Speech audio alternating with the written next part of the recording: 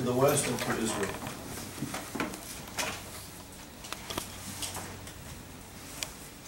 Okay.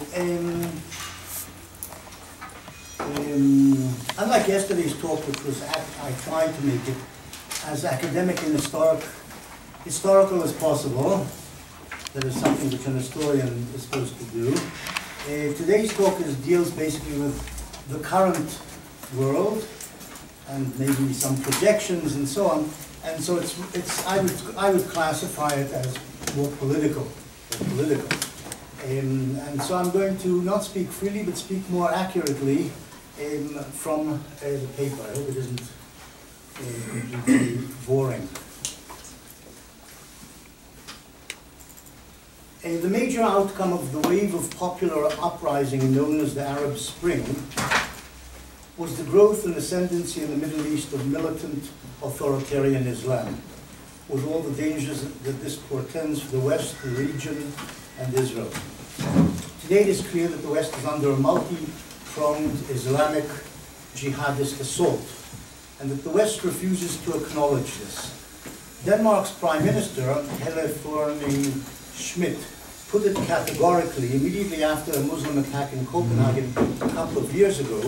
The attacks had nothing to do with Islam. That was the phrase she used. It had nothing to do with Islam. Of course, this is absurd.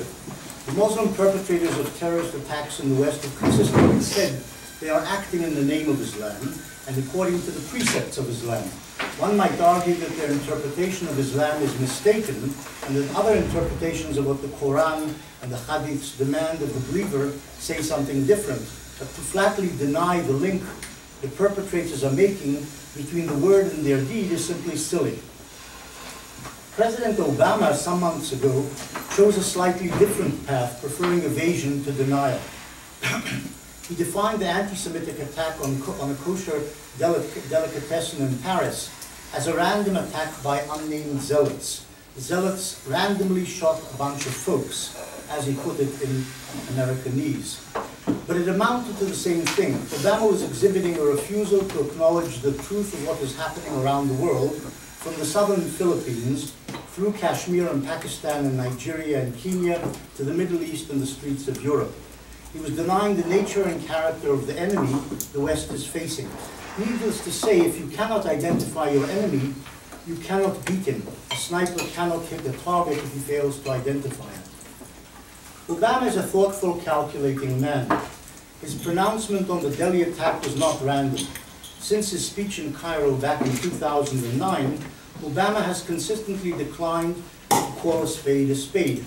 Perhaps he hopes that the spade will somehow turn into a loving heart, or will simply go away. Or perhaps he believes that calling a spade will only aggravate the Muslim world's antagonism towards America and the West in general. Trump, his successor, seems to have less hesitancy about angering the Muslim world, but we still have to see where exactly he's going and what he actually thinks. The West and its agents in the Middle East are clearly under attack by Islam. Some would say by radical Islam. I believe this too is an evasion. The problem relates to the Islamic world as a whole, especially the Arab Muslim world, and to many, many Muslims who believe that their values and world are in conflict with the West. The number of Muslim attacks in the West has risen over the past year or two, though the number of perpetrators is very small compared to the vast demographic of the Muslim world. I would suggest that the number of attacks actually carried out is only a small fraction of the number conceived or planned, but frustrated by Western intelligence and security agencies. For every terrorist who knifes or shoots or bombs someone in the West, 10 or 20 or 30 would-be terrorists have been arrested or otherwise restrained. Moreover, it is well to remember that, as in most wars, only a very small proportion of any army actually sees combat. It is only the 10% or less at the spear point that actually kill and die. So it is in the current struggle of the Islamic world against the West. But the small minority that are engaged in jihad are backed wholeheartedly or substantively by roiling masses who pour out into the street, who demonstrate against blasphemous cartoons or rage in support of toppling this or that twin power. See the massive sale of Bin Laden t-shirts in the streets of Kabul, Karachi, and Cairo. So it was with 9/11, so it is today. More or less universally, Muslims the world over, and especially in the Middle East, share a basic hatred of the West, stemming from a sense that its values are wrong, the West's values are wrong, and from a sense, rightly or wrongly, that the West has invaded their space politically, economically, and culturally, and sometimes militarily. Hence the widespread support in the Islamic world for anti-Western terrorist attacks and the almost complete absence of condemnation of such attacks by the world's, the Muslim world's spiritual leaders and intellectuals. The general tone has been for the past 20-odd years, yes, we understand why they did it. Occasionally, rarely, you will hear dissentient pronouncements by leading Muslims, such as Sheikh Ahmad al-Tayyib, the Grand Mufti of Al-Azhar University, the most prominent fount of religious authority in the Sunni Arab world. Some months ago, at a gathering in Mecca, Tayyib condemned Muslim extremists and said that they based their barbaric terrorist practices on a misreading of the Quran. Tayyib's statement should be viewed within the context of the new Egyptian regime's ongoing battle against the Muslim Brotherhood, ISIS, and Al-Qaeda terrorists in Egypt and in Egypt's Sinai Peninsula. True, Egyptian President Sisi recently called for a reform of Islamic education to counter the militant Islamist wave. But the sheer rarity of such pronouncements highlights the silence of the vast majority of Arab political and spiritual leaders in face of the extremists' terrorist outrages in the Middle East and the West. It is worth noting, incidentally, that dissentient pronouncements such as Tayyib's are almost always accompanied by telling qualifiers. Tayyib, in his speech in Mecca, for example, attributed the bloody upheavals in the Middle East to what he called the new global colonialism, presumably a veiled reference to American policy and actions, carried out, as he put it, in cooperation with Zionism. Did he mean that America and Zionism were responsible for the outbreaks of mass violence in Syria, Egypt, Libya, Iraq, and so on? Who knows? But Tayyib's point was to attribute the bloodshed and chaos to the West and to deny or diminish Arab agency. In any event, far more common are pronouncements by Muslim Arab spiritual leaders who straightforwardly support this or that variety of terrorism.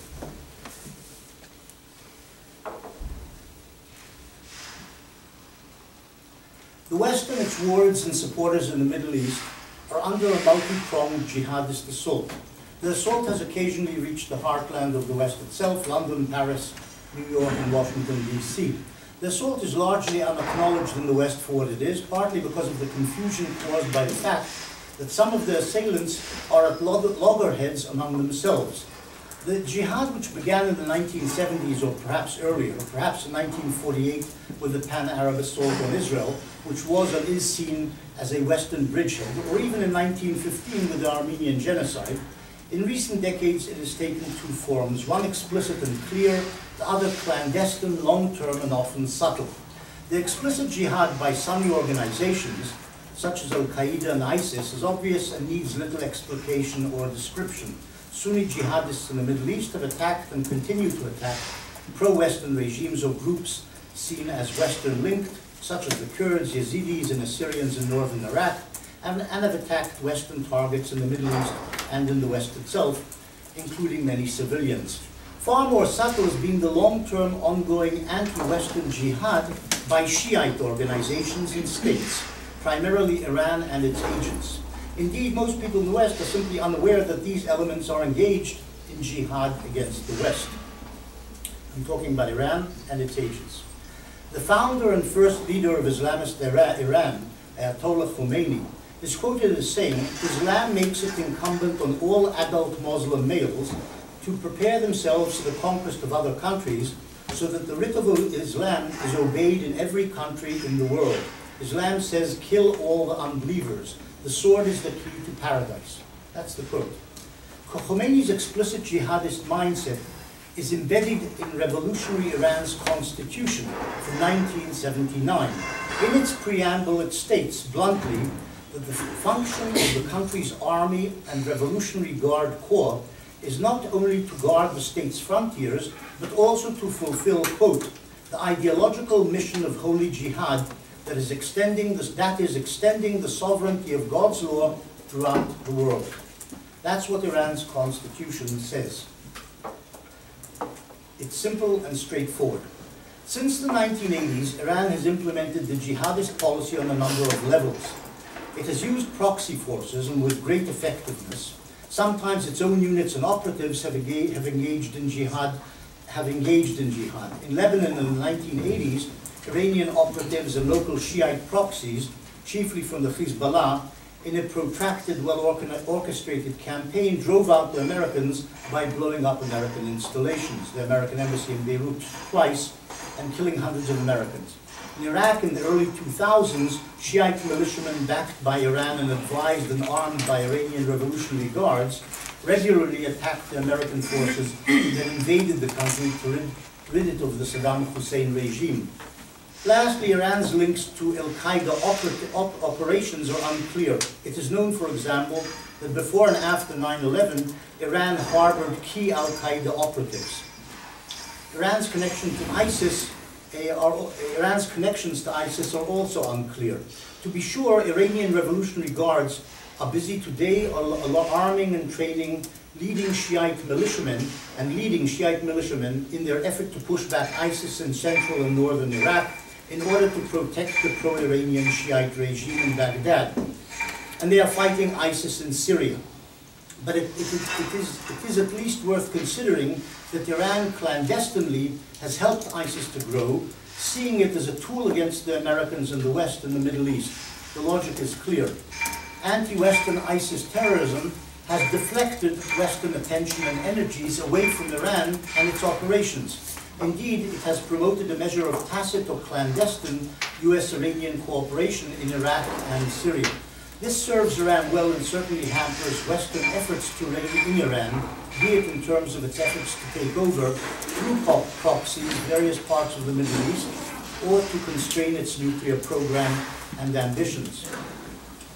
To be sure, Iran's jihadi campaigns, starting indeed from Khomeini's toppling of the pro-Western regime in Tehran in 1979, have focused on the near enemy, that is, pro-Western regimes and agents in the Middle East, rather than on the far enemy, that is, the heartlands of the West. Since the revolution, Iran and its proxies have assailed a variety of pro-Western regimes and outposts. They have periodically attacked Israel. Through Hezbollah, they have established dominance over Lebanon. They have tried to upset the control of pro-Western regimes along the Persian Gulf. And most recently, Iran's agents, the Houthi rebels, have taken over much of Yemen, including the capital Sana'a, giving them the power to close the Bab el-Mandeb Straits at the entrance to the Red Sea. Today, Iran dominates Iraq, much of Syria, Lebanon, and Yemen. To varying degrees, the Gulf states live in Tehran's shadow. When and if Iran succeeds in controlling or cowing the remaining pro-Western states in the Middle East, the Iranians may feel confident enough to engage in jihad outside the region. That, at least, is the logic of their ideology and policy. Let me add one more thing about Iran, which somehow seems to be true. Iran seems to be pushing for the creation of a Shiite crescent of power and demographically stretching basically from Iran through Iraq, through Syria to Lebanon. It's gradually reduced the Sunni population of Syria by basically pushing it out, and the millions of Syrian exiles, Sunnis that is, living today in Jordan, Turkey, and washing across Europe. The same probably applies in Iraq as well, that the proportion of Shiites to Sunnis has grown ever since Iran's essential takeover of the regime, or a partial takeover of the regime in Baghdad. So what we're seeing is a sort of a demographic reshaping of what used to be called the Fertile Crescent,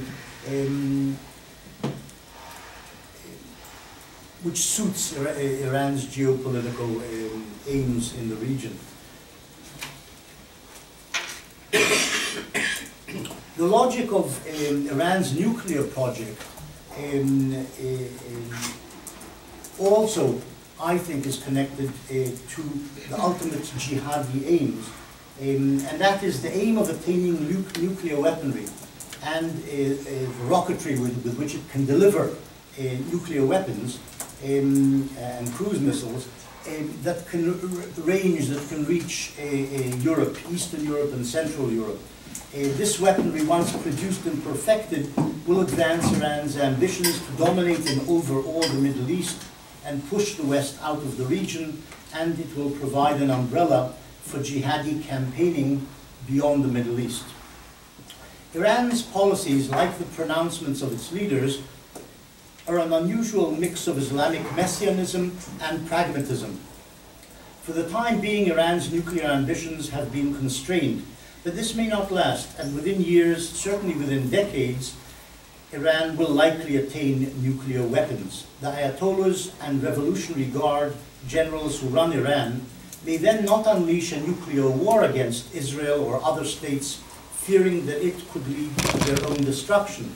But possession of the ultimate weaponry and the means of delivery will give it a far freer hand to utilize its proxies, including Muslim communities abroad, to destabilize pro-Western regimes in the Middle East and Western regimes beyond.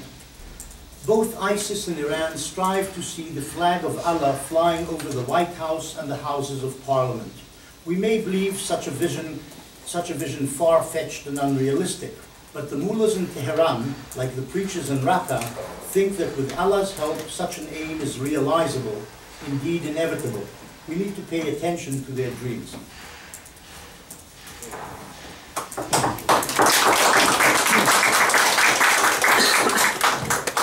Thank you, Benny. It was an insightful and provocative piece. Does anybody have any questions or comments? Well, we can close the session. To the pod. Benny, thank you very much. And I suppose that your thesis resonates quite well with the classical article of Hattington on Clash of Civilizations, and I think there was criticism on that thesis when it was printed, that if you look today, which is quite true, that most of the victims of Islamic terror are Muslims. And I wanted to ask, what's your position on the claim that the Clash of Civilizations does not really work when you see the results on the ground? Well, no, I'm not sure that's I would interpret it differently. I would say that you're right, most victims of Islamic terrorism are Muslims, but the Muslims who are busy killing those Muslims see them as heathens or infidels or dissidents who are engaged either through their religion or through their actions in pro-Western activities. In other words, they're helping the West to penetrate and to dominate the Middle East and beyond. That's how the Islamic radicals see the Muslim so-called moderates or unparticipating Muslims in this struggle. They're traitors, and so they deserve death, and even if they don't, they're not traitors, in any case they're going to go to heaven as shaheeds, so it's not a, it's actually okay that they're dying, at least in their religious beliefs. I think I think Huntington was right. I think he saw that the Clash of Civilizations was unfolding, and I think that perception, that is how it is seen by what I actually said. That's how it's seen by Muslims. That's how the world is seen by Muslims, most Muslims today. There is a clash of civilizations. Some of them are willing to take it farther and go on jihad within that clash. Most are not willing to take part in it. Some actually may even deny that there is a clash of civilizations. But I think the majority do feel that there is a clash between their world and the West in terms of values and on the ground in various ways. So to follow up on this issue, so how do you see Western engagement with Iran and with the radicals, Sunni radicals and Shiite radicals? Because here you have the Obama administration giving $150 billion worth of deals and cash to the regime. The regime, when it was about, it seemed to be under a lot of pressure. Sanctions was working, the economy was really beginning to go very low in Iran, and the administration sort of props it up at the last minute with a lot of contracts, bringing the regime back into the political family of nations as a legitimate business partner. Now we see like Siemens, Boeing, and other major corporations doing major business with Iran. And then this current administration doing a deal, a lot of it was already done under the Obama administration, but Trump's administration implemented it eagerly. They give a deal of $350 billion to the Saudis. So it's $500 billion that we know of. What are funding the extreme Islamist and the Sunni and Shiite world is an odd way to me of engaging. And the previous administration also supported the Muslim Brotherhood in Egypt running up to the elections, and was very helpful to them. And the Cairo speech, if you can talk on the Cairo speech, that was Obama's first sort of foreign affairs speech, where he invites the Muslim Brotherhood as honored guests of the speech in Egypt. So what was this engagement, and what are these deals? And it seems to me we should be isolating and fighting this reactionary movement. Well, the deals firstly aren't money given to countries. The deals are selling things to countries which pay for them, and you make money out of it, and you get jobs in America as a result. So they also got a lot of cash in this deal with Iran. There's a lot of cash. In addition to... There was also freeing some cash, which Iran, I don't think it was 150 billion, but anyhow, there was freeing of cash which had been frozen over the years as a sanction, right? But I think ultimately we're talking about deals in which Iran buys things which it wasn't able to buy before and pays for them. So, and certainly under Trump, I think money talks. That is, money is probably the most important thing he thinks about. And so he's willing to sell the Saudis billions of dollars worth of weapons, or hundreds of billions. Nobody actually knows whether all these deals are going to go through, incidentally, but there was talk of that, sure. But ultimately, you're right, the deals help the Iranians overcome their economic problems and empower the regime. They give it the extra funds it needs to wage wars in Yemen, or subversion in Libya, or test and build rocketry, which will eventually be able to deliver nuclear weapons. And this is a problem. Obama believed, I don't think that Trump believes that, but Obama seems to have believed that dialogue was the way to reach the hearts and minds of Muslims who had grievances against the West, some of which were real and many of which were not real. But that was the way to reach their hearts and minds, and perhaps persuade them to become nicer human beings or better members of the international community, positive members of them. And I don't think since his speech in 2009, dialogue has helped that much. But on the other hand, or efforts at dialogue have helped much. But on the other hand, there's been so much military activity alongside talk about making dialogue, that it's not clear that the Muslims perceive what Obama was doing as an effort at dialogue rather than an effort at deceit alongside actual military operations, killing bin Laden and all sorts of special forces and other types of operations and contributions to operations by proxies, American proxies, and support for Israel, of course. So the path of dialogue, a pure path of dialogue, was never actually engaged in by America for various reasons. And I think the Muslim Arab world still largely thinks of America as an enemy, of the West as the enemy.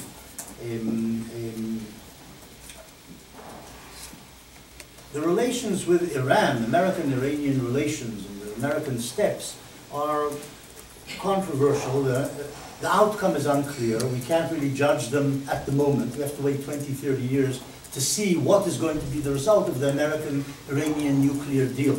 If it turns out that in 20, 30 years the Iranians actually will have produced atomic weapons, and maybe even engaged in these years when they're not supposed to have, in clandestine development of the nuclear project, then it will turn out to have been a very bad mistake on the West's part. On the other hand, if the Iranians do not produce in 10, 20 or 30 years' time nuclear weapons, it will be rated as a success historically. maybe Obama's. But we're in the moment, so we can't really judge its historical effects. So just as a footnote, 2 weeks ago in Germany, some people were arrested trying to get into the pieces for the nuclear weapons program to Iran. And I attended a Pugwash meeting in Israel, and nuclear proliferation with a focus on Iran. And there's I'd say a lot of concern. Look, a country as vast as Iran can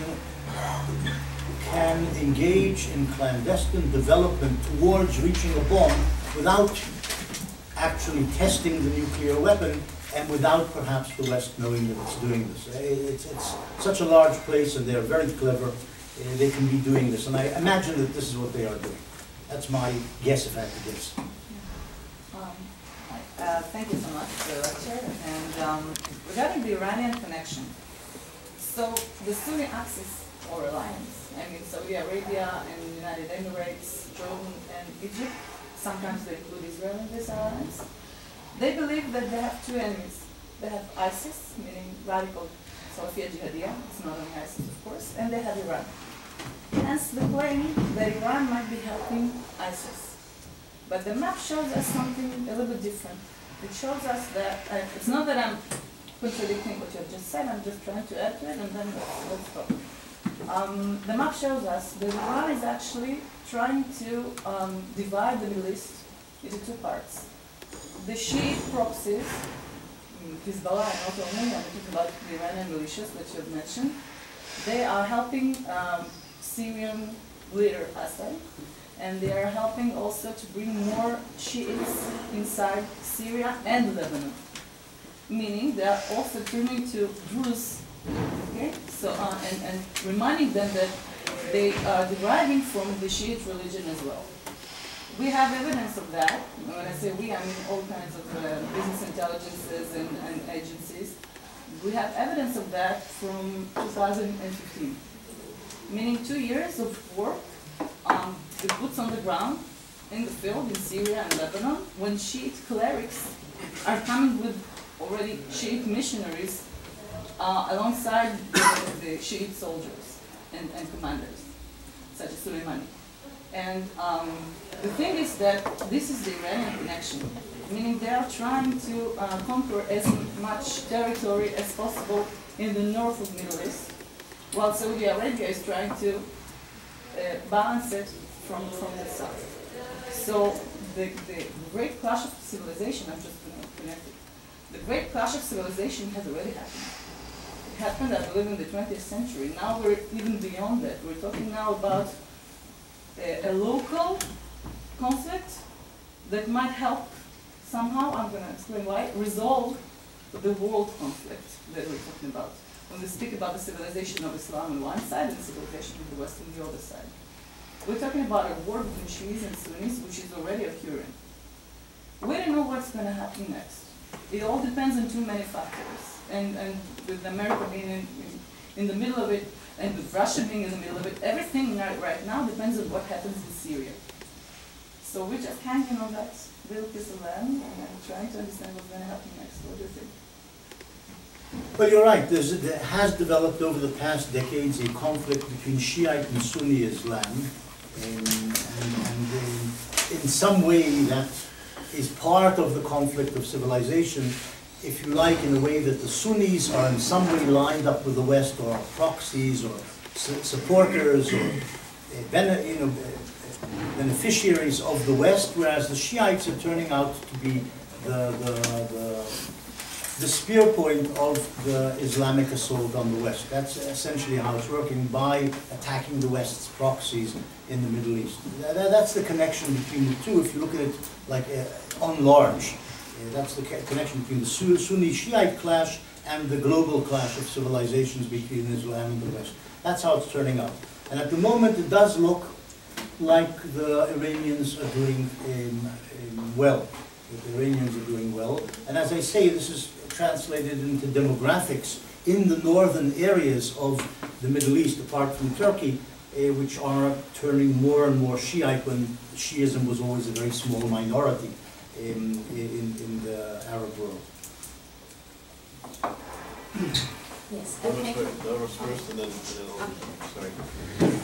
what do you see as the main grievances that Muslims have against the West? Repeat that. My question is that what do you identify as the main grievances that the Muslim world has against the West? The main grievance is that the West and Westerners do not recognize Allah and His Messenger as the true word, as the true word of God. This is the real word. All the rest is false. Christianity is a false revelation. Judaism is a false revelation. Maybe it was tentatively okay at the time, many hundreds of years ago, but today the only acceptable revelation is Muhammad's and Allah. And this is the real grievance, that is that they have rejected the word of God, they reject the word, they reject God. This was clear in the 7th century when the Jewish and pagan tribes, or certainly the Jewish tribes in Hijaz, rejected Muhammad and his preachings at the time, which resulted in Muhammad essentially killing or forcibly converting or expelling the Jewish tribes from Hijaz. That's when it begins. I think that's the major grievance, that they do not accept the word of God as laid down by Islam, that Islam is the only true religion. It could be that the Christians early on in the 1st, 2nd, 3rd century, 4th century, even maybe in the Middle Ages under the Crusaders, believed that theirs was the true religion and all the rest were infidels or wrong. Today, that past in Christianity has accepted that there are other religions, they're all legitimate, etc. This Judaism has done also over many centuries. The Muslims don't accept that. The Muslims basically think that they have the divine word and it's theirs exclusively, and the rest are wrong. But there's also So that's the major grievance. That's the major grievance. Apart from that, there is Western encroachment, military, cultural, economic, etc., on the Muslim world. Domination of the Muslim world for centuries, certainly for the past, not centuries, decades, certainly since World War I, by the West at the time, which was Britain and France. In the Middle East, I'm talking about Britain and India, Pakistan, and so on. That's seen as somebody else pushing their cultural agenda and their economic and political and strategic interests at the expense of the locals who are Muslims. And that's been going on in their view, in the Muslim view, certainly for at least 100 years, maybe actually longer in certain parts of the world, in the Indian subcontinent. And this is seen as wrong. In other words, the clash of civilizations on that point is seen by many Muslims as defensive, not offensive jihad. It's defensive jihad. It's defending our lands against these infidels who are encroaching on us militarily, politically, and so on. What other grievances? Well, Islam has certain precepts, have gone down the centuries from the Quran through the Hadiths and so on, about how you're supposed to behave, socially. Women's dress codes, sexual conduct, and so on, things which have greatly offended, and all you have to read Sayyid Qutb's works and so on. These are very offensive to Muslim sensibilities, people who believe in what the Quran and its interpreters say about how people are supposed to behave. Most famous case, as I remember, Sayyid Qutb describing how in Oklahoma or somewhere he went to a dance hall and the women were all semi-dressed or lewd or something, and this was like a key thing in his view of the West. This was the West in his view. So that's also something, it's a grievance in their view. In today's Guardian, anybody see today's Guardian? The newspaper, The Guardian? I think you're aware of it. It's a leading English liberal newspaper. There's an article about a lady, a Saudi lady, who walks into an area in the Najd, some holy site not a holy site, but a historical site in the Najd. She's walking around dressed like a tourist, a Muslim lady, probably doing it provocatively, without headdress, midriff bare or whatever, and this they find very, very difficult to take. And this is what the West exports into their domains. That's how they see it. There are probably other grievances which I haven't mentioned. I'm sure there's economic exploitation, which there was. I mean, they took out Saudi oil, you know, giving the locals 1 or 2 or 3% of the take for decades until the 70s. So there was economic exploitation of various sorts. And I'm sure one can find 1,000 other grievances of this order. But I think I've mentioned the key ones. So Rita. Yes, thank you for your interesting lecture. I have a question regarding the Iran.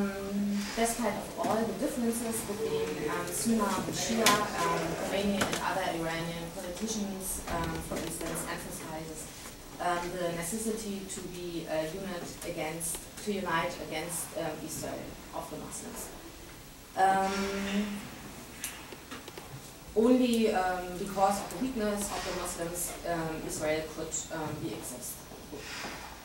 Do you think that the emphasis of this unity is only rhetoric or a real political strategy with any prospect of success?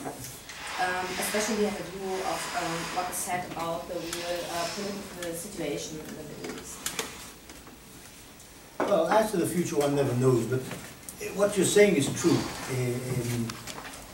The Muslim world never properly united against Israel, and this is the reason for Israel's success in '48, if you like, for the Zionist movement's ability to grow even under Ottoman Turkish rule until 1917, and beyond under the British, who were pressured by the Muslims to stop this but didn't. And then 1948 war, and then since the Muslim world has never unified properly and hasn't brought its power, its potential power to bear, as I emphasized when I talked about '48, which is one of the reasons for Israel's success. I have no doubt that the Muslim world is, and this is a point of unity in the Muslim world, despite factions, you know, Sunnis, Shiites, etc. The one thing they can agree on, and that's why I don't anticipate any real development in the Israeli Gulf state alliance against the Iranians, you know, the Saudis and the UAE and so on will join Israel in an alliance because they have this common enemy. I think people are wrong on that. The Saudis will never, as far as I can understand the Saudi mentality, they're not going to make peace with Israel. They're not going to accept Israel's existence. But they may accept tentatively and, you know, temporarily benefiting from this mutual antagonism towards Iran in various ways. But this is the one point Shiites and Sunnis agree on, that Israel should not exist. It should be wiped off the map if possible. You asked about the future, whether they can ever unite to do that. I don't know. I don't know if that's today it's a bit, the problem of nuclear weaponry raises the whole matter to a different level. In other words, it raises it to a level that if they do manage to unite and want to destroy Israel, they will have to bear the costs of a nuclear war, which might destroy them as well as Israel. So I'm not sure that they're that keen on doing that. Though there may be Messianic Muslims who think that that's a price worth paying, or that Allah will prevent Israel using its nuclear weapons in retaliation and destroy them. So this is all incalculable, it's all in the future. But at the moment, because of the nuclear factor that Israel does have nuclear weapons, destroying Israel isn't that simple. It can be done through nuclear weapons, as I say, at mutual cost, which may not be. But it also can maybe be done through attrition, with Palestinians gradually overwhelming Israel in terms of numbers, getting the West to turn around and turn anti-Israel, and there'll be a total boycott, as there was, say, against South Africa. Maybe they think this course of attrition might eventually lead to Israel's disruption or downfall. Those are the two paths to the destruction of Israel, the two possible paths, one being through Palestinian and world support for the Palestinians in overwhelming Israel, if you like, from within, or nuclear weapons from without. So in light of this question, do you see, sort of given the civil war and the genocide in Syria, and maybe people are arguing, Lizzie will argue next week, that Syria and Iraq don't even exist anymore. We have to redraw the maps. to give in for generations this sort of European, anti-Semitic, Nazi-inspired, Christian-inspired anti-Semitism that the regimes have been feeding their population for years and years. It's always look at Israel, don't look at us. Israel's the problem.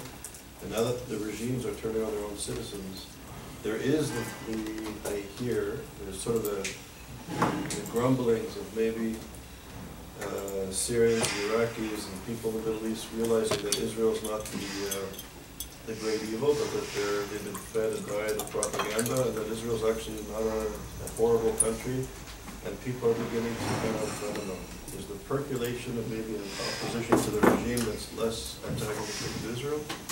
Look, I'm a pessimist. I think one should interview these Syrian refugees, flooding the West, Greece, Italy, going north, and ask them what they think of Israel.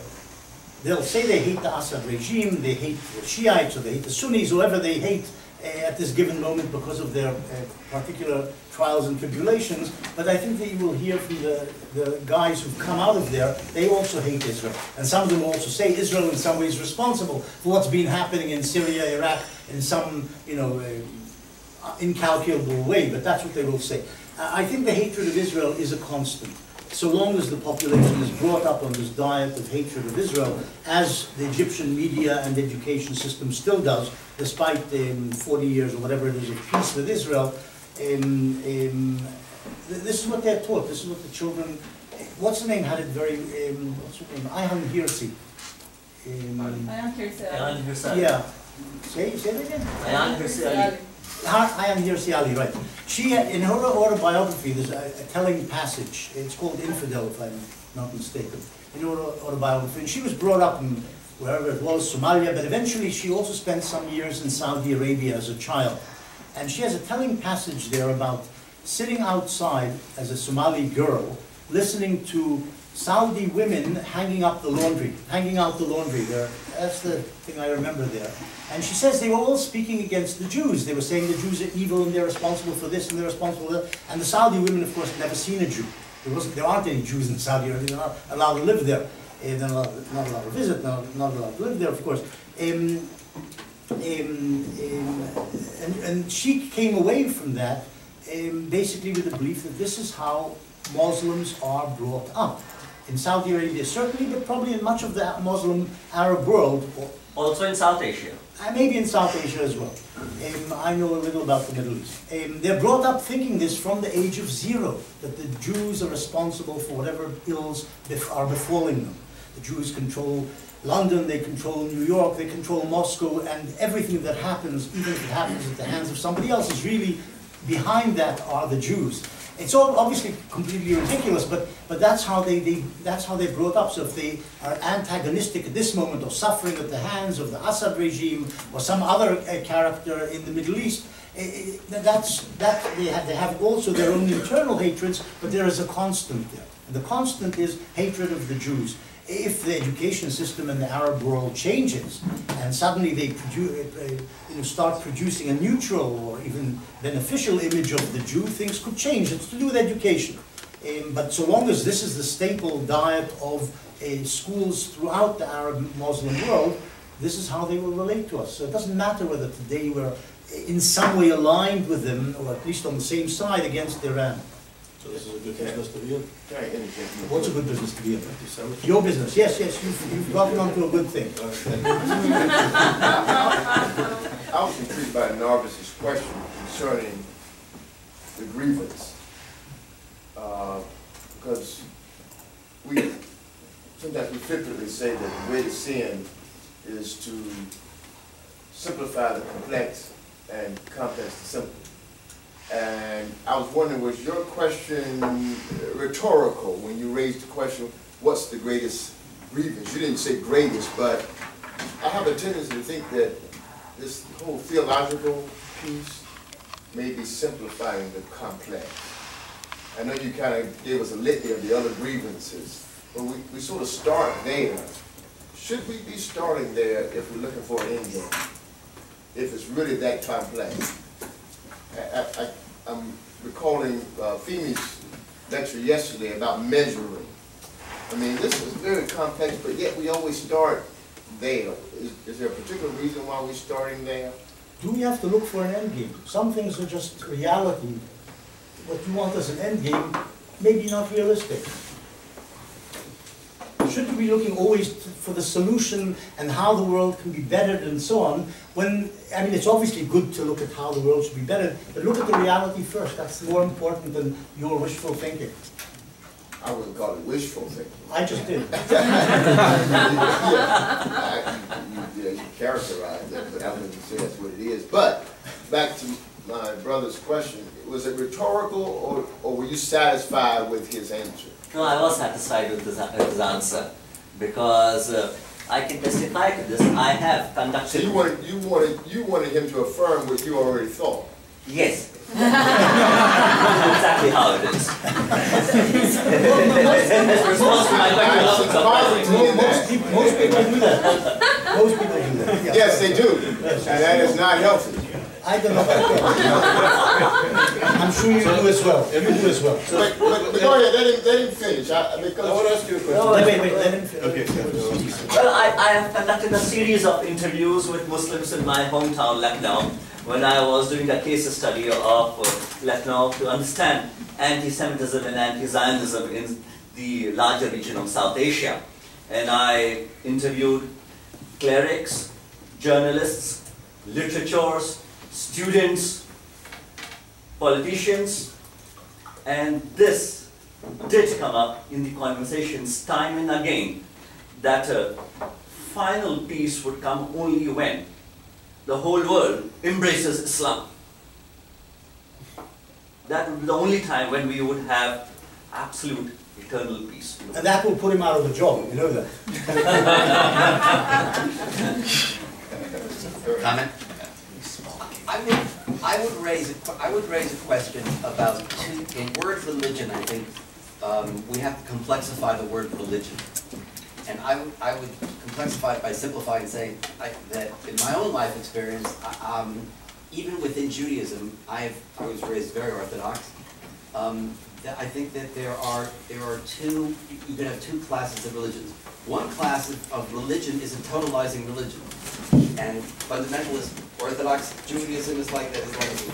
I imagine there are branches of Christianity like that, although I'm not even sure that exists within Christianity, and that is that the religion is not about your spiritual life, but is actually a science of the entire world. It tells you the reality of the entire world. It tells you why the sun rises. It tells you why the sun sets. It tells you what life and death is, what birth is. These are totalizing religions, which tells you the entire reality of all your experience is explained throughout the religion. I think other religions, including, for example, within Judaism, modern Orthodoxy to conservatives and things like that, are really focused on will not challenge science, will not challenge, and it's not just about science per se. It's about whether or not the religion is the only lens through which you can see the world, or a lens through which you can see the world. So I suspect in the West, when we talk about religion, we think of religion as here is your spiritual lens, but not your totalizing lens, right? Whereas I think that fundamental forms of Islam, these are totalizing lenses, and I think that might be the difference. I think that's going to vary, even within denominations, and of course within individuals. I mean, we certainly can complicate the conversation about religion a great deal. One of the things to consider is whether individuals or groups see it as holistic. Like this is like, and say for instance, I can use one example, the Pentecostal component of the continuum in the Christian faith. And even then, there's a great deal of variation. But one has a sense there that it defines everything. It defines every aspect of one's life. But I think that is not, in itself, necessarily unusual. It just expresses itself differently. Because it seems to me you're really just talking about cosmology. And it's just like how do I integrate or perceive myself within the world? Single sentence. I think I was simply bringing in that point to sort of respond to your point about whether religion should be number one in the list of grievances, and I was simply making an argument that if you see it as totalizing, I think it's easier to understand why it would be grievance number one. I affirm what you're saying. My only pushback would be, I just think it's, to get to the root and cause of this, I think it's, at the heart of it is self-interest. That what is assisting me, these groups of people, on that day-to-day, moment-to-moment decisions, even if you want to call it this totalizing religion, I still believe that it is, like we were talking about, what feeds my family, and so these sort of extra, these other grievances that you added, they impact the self-interest of these individuals versus sort of why I would say this large theological Word of God interpretation. When you begin to talk about the masses. Now, the propaganda may start with the Word of God, theological pushes, but at the heart of it, it's got to get back down to the self-interest of individuals and how they make their decisions. That's how you really get the masses behind something. So I don't even think they're bright enough to really grasp the top theological issue. So I want to sort of go back to yesterday with Femi's brilliant lecture, and we sort of ended, last night upon reflection. I think Femi, I don't want to mischaracterize, so Femi's hand is up next, and you'll get to speak. But I think there was this sort of, from Femi's perspective, this need to enter into a dialogue as something very important. And I invoked Emmanuel Levinas's words that you cannot dialogue with people who think a group of people are subhuman. Once you reach that level, dialogue and recognition becomes impossible. Because once you reach that level, subjugation, slavery, and genocide is a logical outcome of an ideology that dehumanizes groups of people. And there's no dialogue with that, in my view.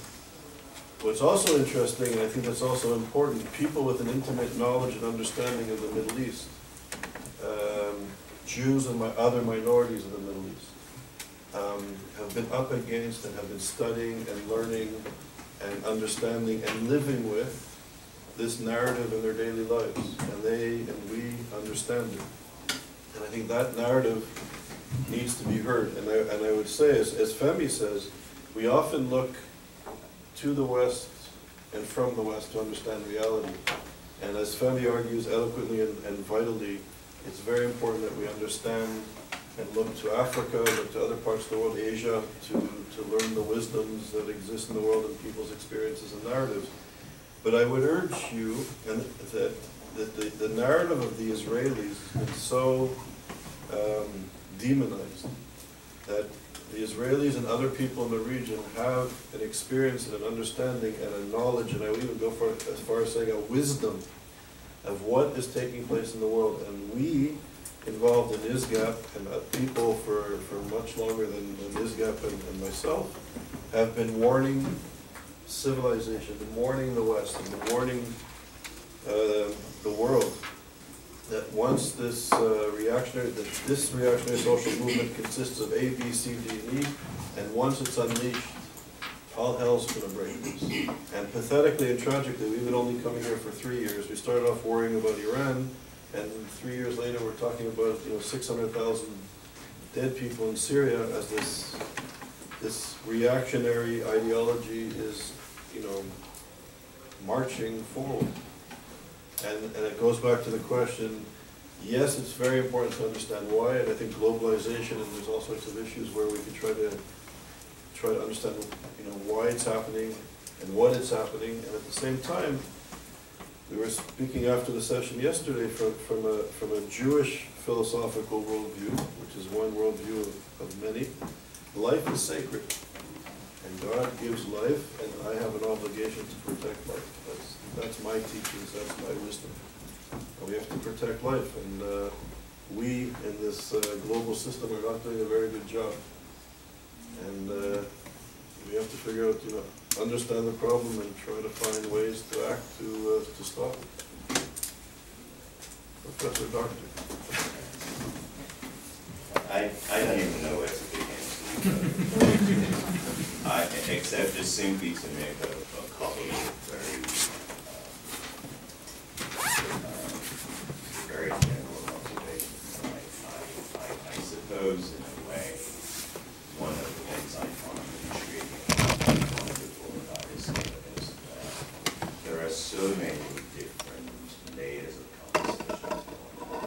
And I personally find there is a variety of layers of conversation. I think sometimes when we have these conversations, we conflate these layers.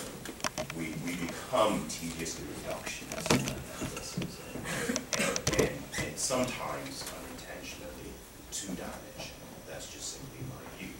On the subject of dialogue, as you rightly mentioned, just a point of clarification. I am not naive about dialogue at all, or reconciliation or accommodation, and I just want to clarify what I suggested regarding dialogue and reconciliation. I think one can engage in dialogue and reconciliation and also face human reality in terms of geopolitical conditions as they're configured.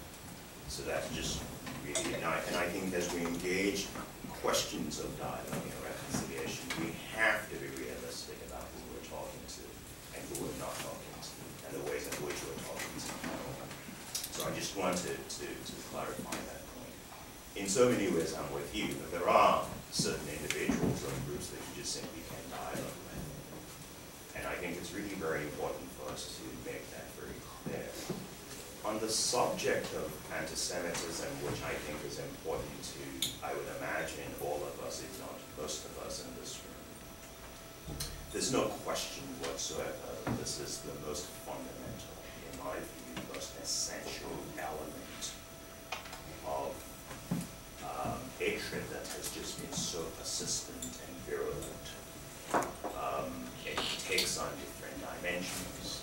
I think it's really very important for us all to recognize that we're being conditioned and socialized and acculturated one way or another in subliminal ways to internalize some of these insidious ideals. And they do speak to a particular kind of anti-Israel, anti-Zionist view that so many people around the world are raising. I think it's really important to put that at the center of the table and recognize that. But it's also very important for us to understand the complexities of these issues. On the question of religion, I'm just going to have to really say one or two things very quickly. We need to be very careful about that characterization of the role of religion in these times. Because, I mean, quite frankly, we're not scholars of the subject. And to make categorical statements on subjects on which we know very little, in my view, is intellectually dangerous. So I'm not saying we shouldn't engage these issues. We should, but we need to engage them with elements of caution and some element of reflection. Religions that are fundamentalist, and they do come, by the way, in so many great world religions. I think what is significantly different in the case of Islam, and I'm generalizing a bit here, is really the question in which major strands of Islam has not come to terms with modernity.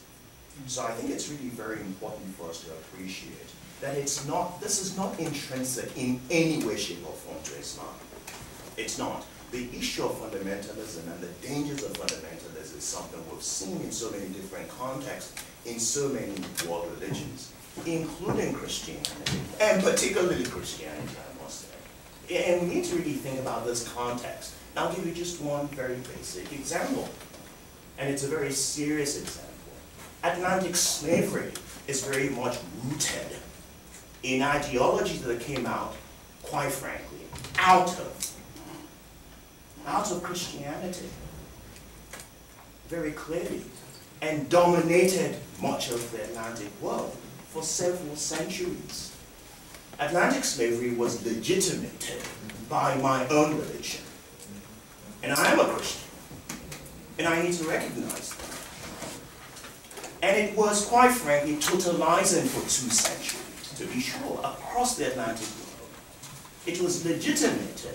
And there are passages that were lifted uncritically out of the Hebrew Bible and the New Testament to clearly sanction and legitimate that what is clearly, I'm sure all of us will agree, was a catastrophe of enormous proportion. So we can pick and choose. And we need to be very, so in a way, I think that element of, I don't even, when I mentioned earlier that I didn't quite know where to start, I want us to, I want us to really sort of engage this conversation to recognize the centerpiece of the subject and also to acknowledge the various dimensions of what it is we're talking about in different historical contexts and its implications to the degree that we're talking about humanity, to the degree that we now come to appreciate what humanity are we really talking about and in what context is this humanity really that important to us. So I'll just, it's more statement more than a question, but I just want to mention that, particularly in light of the fact that you mentioned quite graciously, Charles, my talk and our discussion yesterday, and also Pastor Darrell. So I just want to throw that there, not as a subject that I feel we need to in any way worry about or think about, but just simply things that I'm thinking at this particular moment. So Jason, and as you speak, I keep coming back to Akiva's lecture on Sunday. It's very powerful. So thank you for making these comments. But I think it's very important to make very clear, we're not labeling Islam as a whole as a terrorist religion over here, but there's a clear element within Islam, radical Islam. Okay, you mentioned humanity, but they do not see a group of people as human, and will take all extreme measures in order to attack, target, infiltrate, in order to make whatever their vision a reality. But that's not unique to Islam. We never said, but absolutely. But that's not the point of the discussion, though. That is not unique to Islam in modernity. That is my point. I'm in agreement with you that there's a particular strand of Islam which does evoke this kind of behavior, but it depends very much on where you stand. And I just gave you the example of Atlantic slavery, for example. I am a Christian, 4 generations. I cannot ignore that fact that Christianity legitimated Atlantic slavery. It did. I mean, that is not to suggest that all Christians did or most Christians did. So we're really not in, the fundamental question here is not so much an argument. I see the point you're making, and I think it's a legitimate point. It's a point to be taken very seriously. But I think as we approach this issue, we also need to be mindful of context. So I'm going to evoke the chair's role. So Jason, please finish your point, and Benny, let's say, quite what you make. So Benny had a point? I just had a small point to make on slavery. Many more black Africans were enslaved by Muslims from North Africa and the Ottoman Empire than blacks were enslaved by Westerners on the Atlantic states. But you're just making my point. I'm not making your point. No, I'm not making your point. I'm making another point. You're not making a contrary point.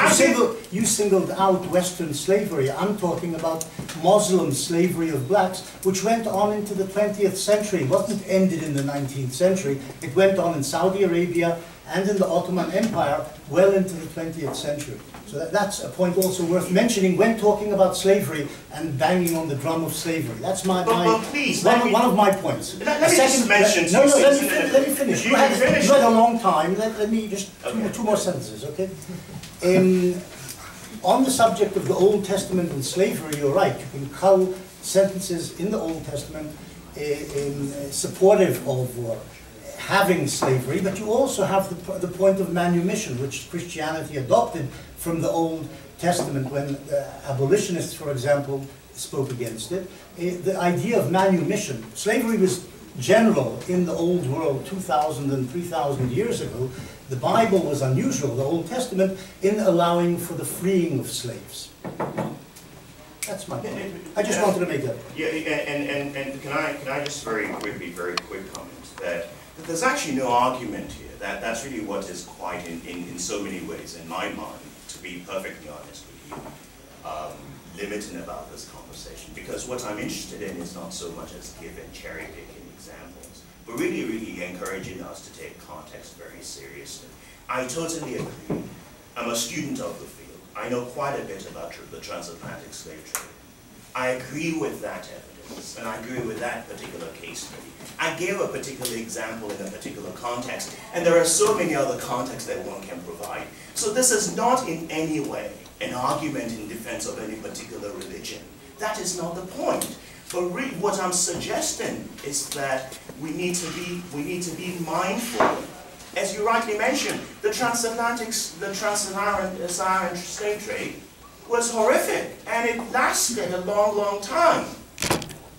So, but that's another context, and it's a very important context to think about.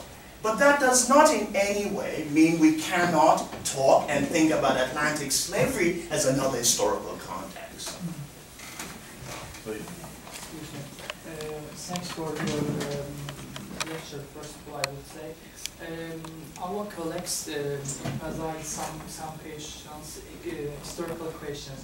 But my questions, in the past, the Muslims Muslims diabolized and defamating Jewish people.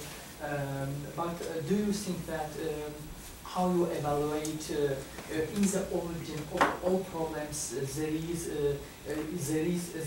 the biggest question that Islam is it compatible with liberalism and respect to one another? And do you think that it's the moment to go out of the Dima concept and Muslim doesn't ignore minorities and different colors of communities, for example. But there is the biggest question to answer.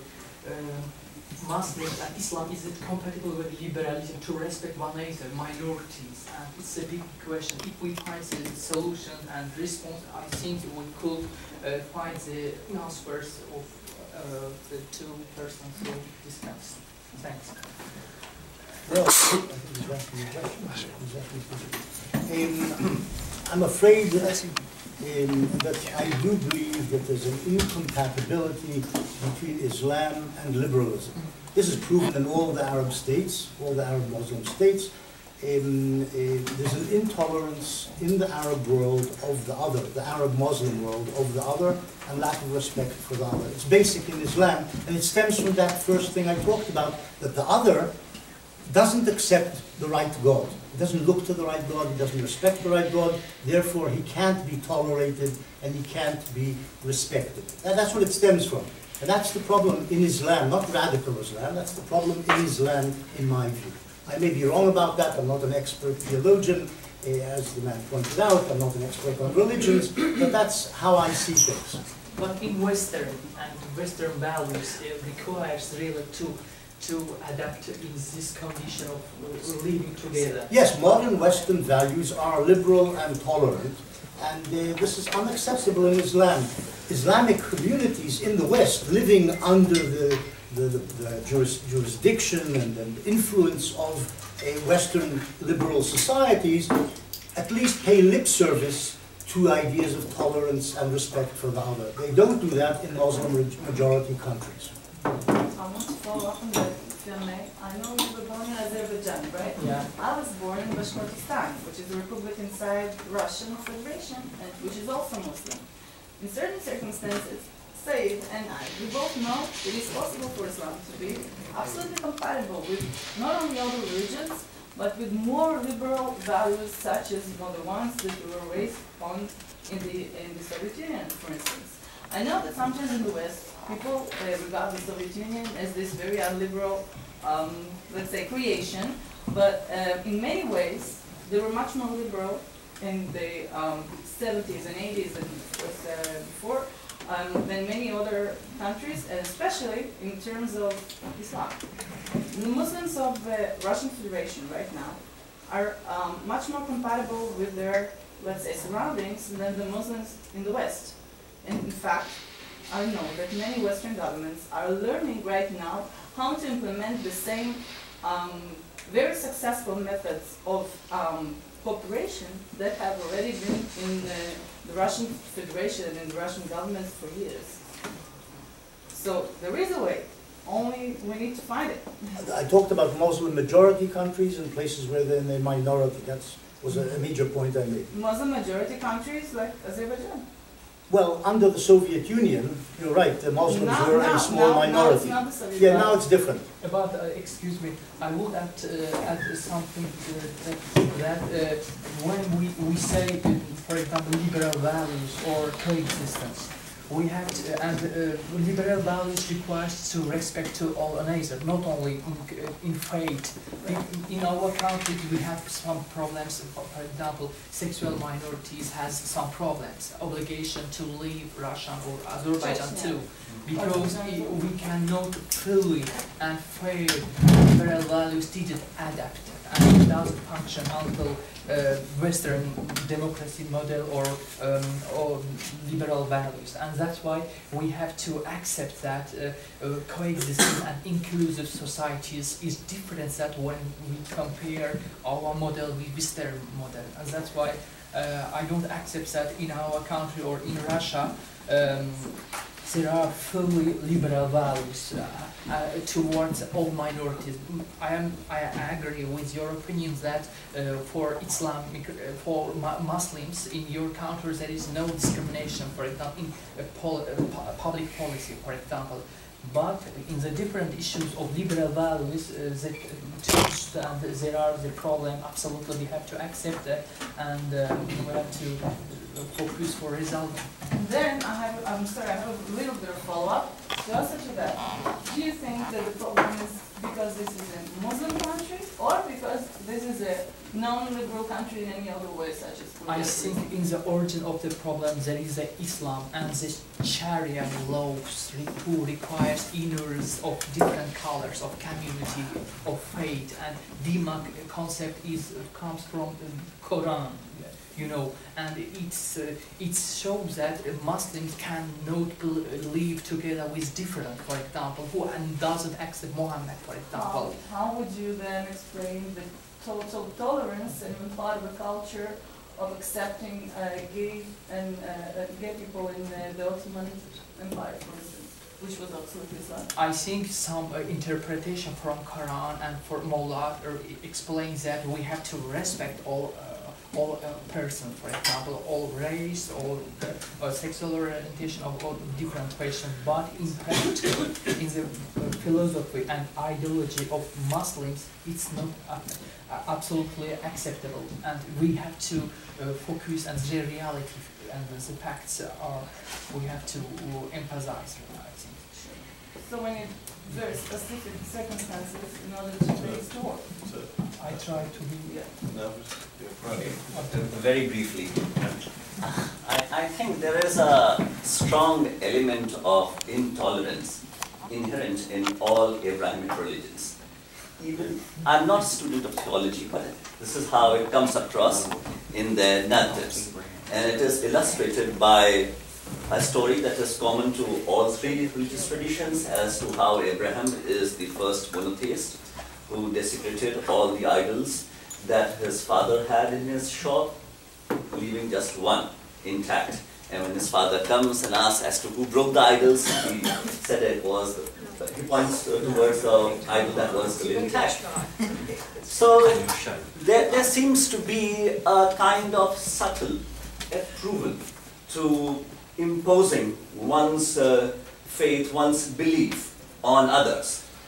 What becomes worse in the case of Islam is the lack of central authority. It is for this reason we cannot expect from the Muslim world a declaration on the lines of Nostra Aetate that we obtained from the Catholic Church. So, in spite of this, I do believe that there is no substitute for dialogue. How else can we check the spread of hatred, even if we cannot completely eliminate or exterminate hatred, if we do not indulge in dialogue? It is only through dialogue that we can check the spread of hatred and violence. But who are you dialoguing with? Yes, I admit that this certainly is a problem, because there is no central authority. So maybe we can have dialogue with with multiple centers, unlike what has been the case with the Catholic Church. Right, so I promise very short. At the end of yesterday's talk,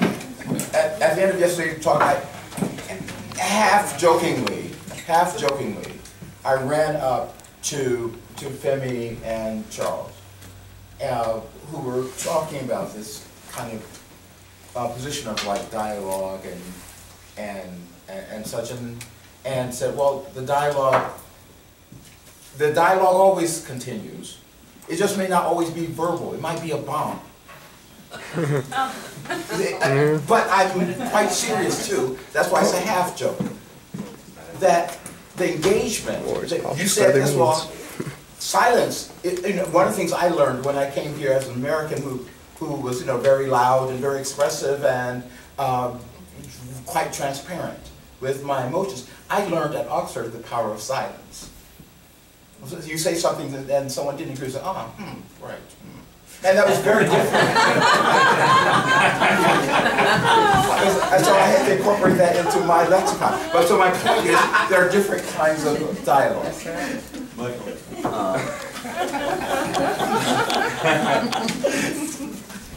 I'm sorry if I'm not aiming to politics now, but I think that we touch crucial points regarding psychology of human being. What was the population of the world in times of the Prophet? Anybody knows? I don't know it. It's a question for you. What was the world population? It's impossible to estimate. Okay, it's impossible to estimate, but Google in seven, prophet? okay, in Muhammad. Because there were other prophets, I know. I think that the one in playing now is... No, all biblical prophets are revered by Muslims. Let me give you an example. In 1700, the population of France, I will focus, was only 300,000 people. So I don't think that we were more at the time of the Prophet Muhammad. From Egypt were about 3 million Jews that left. 600,000 were between 20 and 60 years of age when Moses liberated them, right? I don't know where you have your figures from. Can you just make your point? They're not in the documents, We're let's put it that way. running out of time. What's your point? No, so I continue another time. I need 5 minutes to... We're at the end of this session, so Benny, thank you, and I think